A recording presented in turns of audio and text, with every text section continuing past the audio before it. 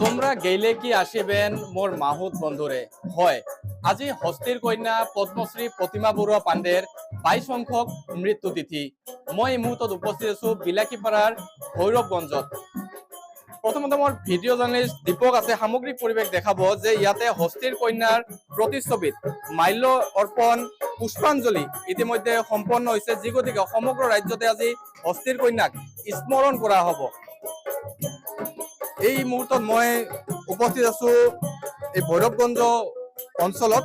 মোৰ লগত মই কিছু গানৰ মাজত গুচি যাম। হস্তিৰ কন্যাৰ যিসমূহ লোকগীত, সেই লোকগীতৰ মাজলৈ সোমাই যাম।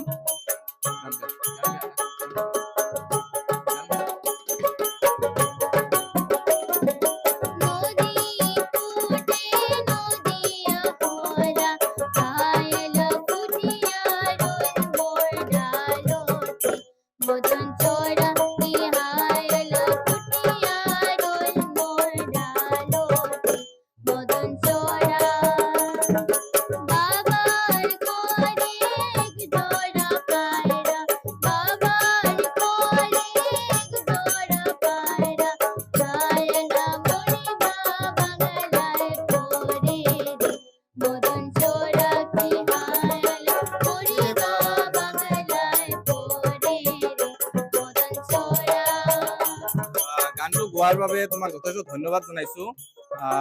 কি জনাবা আজি হস্তিৰ কন্যা পদ্মশ্ৰী প্ৰতিমা বৰুৱা পাণ্ডেৰ 22 সংখ্যক মৃত্যু তিথি, কি জনাবা? আজি প্ৰতিমা পাণ্ডে বৰুৱাৰ 22তম মৃত্যুবাৰ্ষিকী আজি আমিও ইয়াতে পালন কৰিলো। কেনে অনুভৱ, কি ভাবা যে বাইদেউৰ গীতসমূহ ভাল লাগেনে তোমাক? ভাল লাগে। মই ইয়ালৈকে বহুত প্ৰগ্ৰাম কৰিছোঁ, তাতেও মই গৈ ৰাজবংশী বা প্ৰতিমা পাণ্ডে বৰুৱাৰ গীত গাইছোঁ। ৰাইজেও ভাল পায় বহুত। তোমাৰ নামটো জানিব বিচাৰিম। নমস্কাৰ, মোৰ নাম ময়ূৰী ৰয়। কোন ক্লাছত পঢ়া? ক্লাছ 7। সপ্তম শ্ৰেণীৰ এগৰাকী ছাত্ৰী। খুব সুন্দৰভাৱে হস্তিৰ কন্যাৰ গীতসমূহ বিভিন্ন অনুষ্ঠান প্ৰতিষ্ঠানত তেওঁ আগবঢ়ায়। মোৰ লগত ঢোলবাদক আছে, তেখেতৰ মুখেৰে কিছু কথা জানিম। আপোনাৰ ওচৰলৈ আহিছো। আজি হস্তিৰ কন্যাৰ 22 সংখ্যক মৃত্যুবাৰ্ষিকী, কি জনাব? নমস্কাৰ, ধন্যবাদ।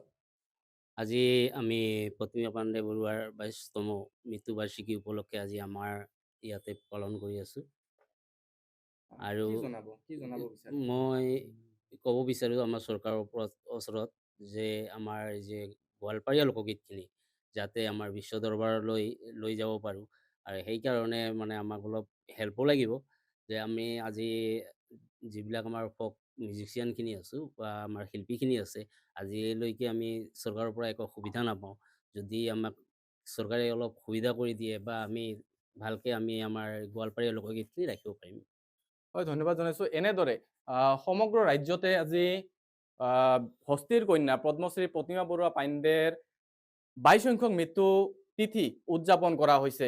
বিলাসীপাৰাতো কিন্তু এনেদৰে হস্তিৰ কন্যাক স্মৰণ কৰিছে। বিভিন্ন অনুষ্ঠান প্ৰতিষ্ঠানে আজি হস্তিৰ কন্যাক স্মৰণ কৰিছে। আমি পৰৱৰ্তী সময়ত NKTV প্লাছৰ জৰিয়তে ৰাজ্যৰ ক'ত ক'ত কেনেদৰে হস্তিৰ কন্যাক স্মৰণ কৰা হৈ আছে সেয়া আমি দেখাবলৈ যত্নপৰ হৈ থাকিম।